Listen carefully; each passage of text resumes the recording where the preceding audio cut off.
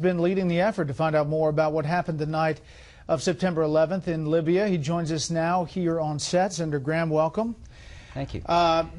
There seem to be a lot of things that you're still trying to find the answer to. The president today said in a Google Hangout that there are, and I'm not quoting here, but he said it seems they're running out of questions to ask, paraphrasing what he said.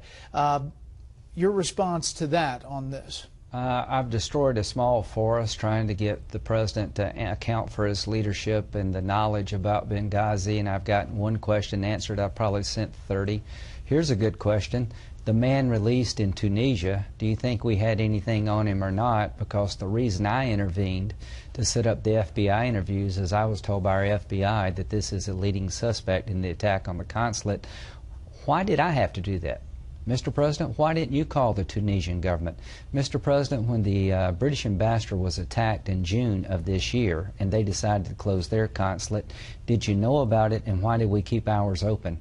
We're just scratching the surface of questions. This White House is stonewalled, delayed, and denied, so nothing could be further from the truth about us not running out of questions. What is true is he won't answer any. You did have some answers. Got one. And what was that? I asked him, did you ever pick up the phone to call a Libyan official on September the 11th during the attack? And he said, after a two-page letter from his lawyer, no. The president only called Libyan government officials the next day, the night of 12th September, after they were dead. And the point is that the rescue team was held up at the Benghazi airport for 3.5 hours trying to get to the annex to help these people. And I've always believed if the president had picked up the phone, there's no voice in the world like that of the president of the United States that could have made a difference. He never called anybody in Libya. He never talked to his Secretary of Defense. Other than a 15-minute initial assessment. He didn't talk to Brennan. He didn't talk to Jack Lew. He didn't talk to Dempsey and Panetta during the evening. He never called and said, how are we doing? How close are we to getting aid there? As far as I can tell, he was completely disengaged. And when he turned to Romney in the third debate and basically say, I send these people in harm's way, I know their families, he was letting us all believe he was hands-on, and quite frankly, it seems to me that he was incredibly detached. You know what? I want to listen to exactly what the president said today on this topic regarding Benghazi. Let's take a listen. This is the most transparent administration in history. There are a handful of issues, mostly around national security, where people have legitimate questions, where they're still concerned about whether or not we have all the information we need. Benghazi, by the way, is not a good example of that. That was largely driven by campaign stuff, because everything about that, we've had more testimony and more paper provided to Congress than ever before, and Congress is sort of running out of things to ask. And I do want to play again Hillary Clinton from her testimony, and we've heard this before, but just listen again. I want you to react to it. With all due respect, the fact is we had 4 dead Americans. Was it because of a protest, or was it because of guys out for a walk one night who decided they'd go kill some Americans? What difference at this point does it make? It is our job to figure out what happened and do everything we can to prevent it from ever happening again. So when you sit here and you listen to folks and they say, why is this important, Senator? Why are you doing this? Why is it important today? Why are you holding up this nomination and potentially Brennan's nomination? Why? Well, I hope the next president, when there's an attack on a consulate or a foreign emergency, national security incident, that they will pick up the phone, because they remember what happened when Obama didn't. And Senator Obama and Senator Clinton had no problem trying to figure out how we failed in Iraq.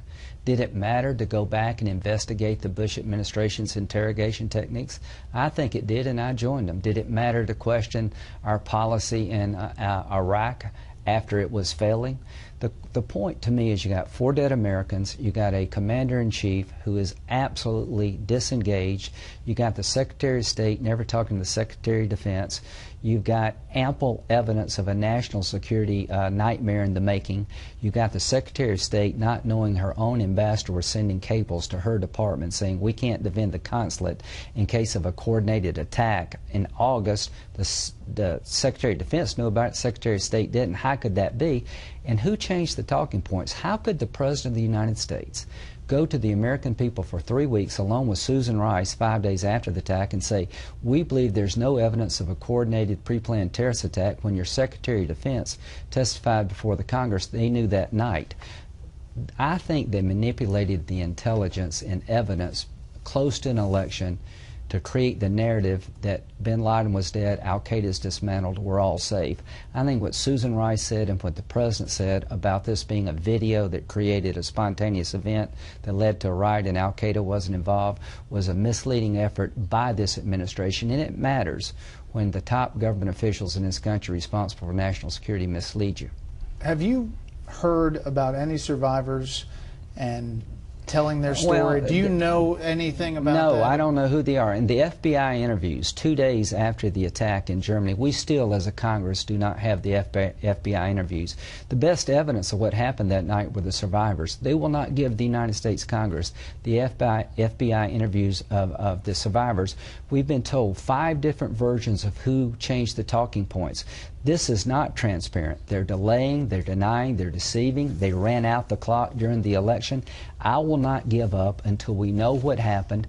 And at the end of the day, it's about 4 dead Americans. And the way this president handled this situation, his national security team, is a travesty, and we need to get to the bottom of it, and we will.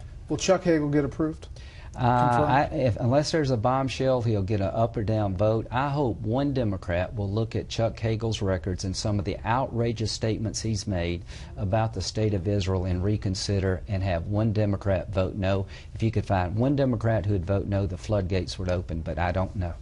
Okay. Senator, thanks. We'll continue to follow it. Thank you.